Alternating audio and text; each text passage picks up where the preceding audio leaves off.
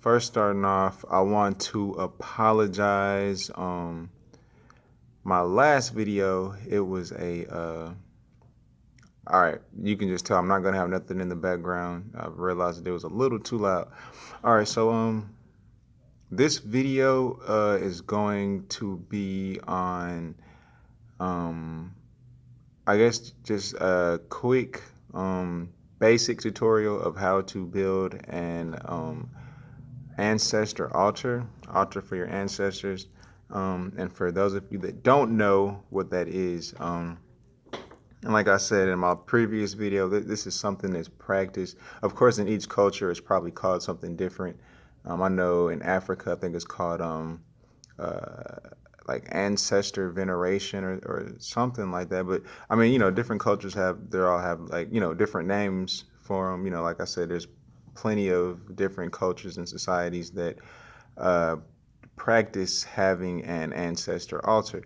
Um, uh, yeah, so pretty much what the ans. All right, hold on. This is gonna be. I'm trying to get this right. I'm using my phone. All right, so pretty much, like I said, I'm gonna go into detail like what it is. All right, so pretty much an ancestor altar is pretty much to uh, one, or it's for numerous things, but one, to honor your ancestors, um, two, to give them power in the afterlife or wherever life that they're in. Maybe I should rephrase that. Let's just stick with the afterlife. I may confuse people, but so anyway, yeah. What else? Yeah, it's used to benefit you as well. The answer, it's like a give and take. I don't want to say I might scratch your back, I'll scratch yours, but to a degree, it is. Um, like I said, man, matter of fact, I can give a prime example. And this, like, some people can say, you know, um, that's just what they do. But like I said, I looked it up and I don't know, man. But pretty much, or know what? Hold on.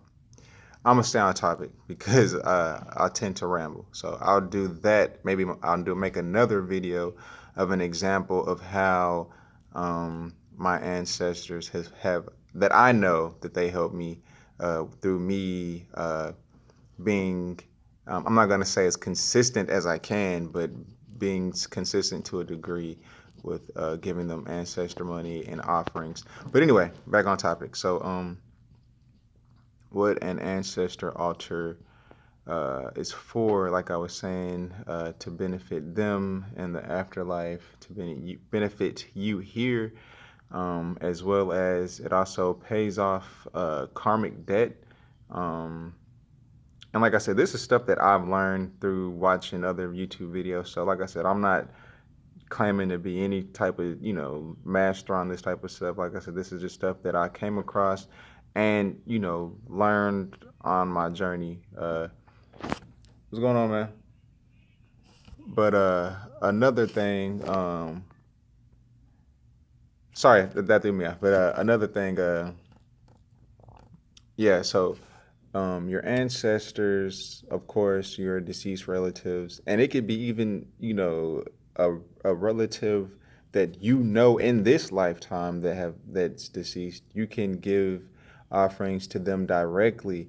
You can use that altar. Pretty much, the altar, you want it to be a sacred, because it is a sacred thing, because it's an altar for your ancestors. And you want it to be in a area where you could say the feng shui is right, and depending on your situation, wherever you can make one, as long as you don't have any miscellaneous things on the altar, nothing that doesn't need to be there, anything that'll throw the energy off. All right. All right, so we're already getting into 5 minutes, so I'm gonna get right into it. All right, so pretty much all you need is a table, any kind of table. It doesn't have to be too big. My altar that I have, I'm actually working on separating my altar, because I have one long table that I use I'm not at home, so I can't show it right now, but I do have a long table that I use, and I have one section that's for my ancestors. I don't have many pictures of my relatives, so I don't use pictures, but I use my intent as well as, like I said, sometimes I may do something specifically for a specific ancestor that I know, or for ancestors that I don't know, I just say that, for the ancestors that I don't know, that that I have, this offering is for you. All right, but anyway, so back to it. All you need is some sort of table. Um, you don't have to put a cloth on it if you don't want to. Of course, clean it. Of course. Um, if you have pictures of your loved ones, relatives that have passed, you can just place them on the table. Of course, you want it to be neat. Um, you also would like to put, if you have any memorabilia, like if your father had a like a cob pipe or a corn pipe, or whatever they're freaking called, those little pipe things. Yeah, if you had one of those, you can put one of those there. For him, like I said, if you don't have pictures or whatever, um, and pretty much, like I said, that's all really that you need as far as to have a place for them. Just memorabilia, pictures. Like I said, if you don't have anything, uh, like I said, you can use things that make you think of them. You can even write their names down. You can, there's a list of ways of, like I said, because I don't have any pictures that I use. My fiance or my wife, she does. Um, she has a picture of her father who recently passed, and that's on her, altar, her area.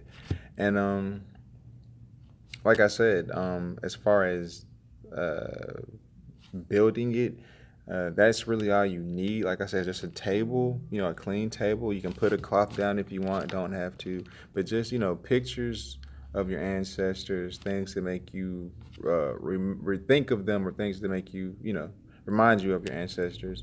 Um, and yeah, you may need some type of bowl that you can, if you're gonna burn offerings, or as in burn offerings, I mean like ancestor money. To get ancestor money,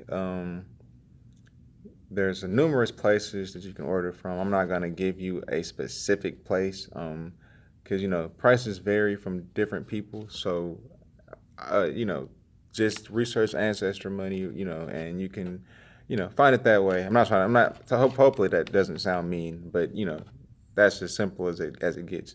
Um, and as and maybe once a day, or however many days, often, or not days, however many times a day you want, burn some ancestor money for your ancestors. Burn it on the table.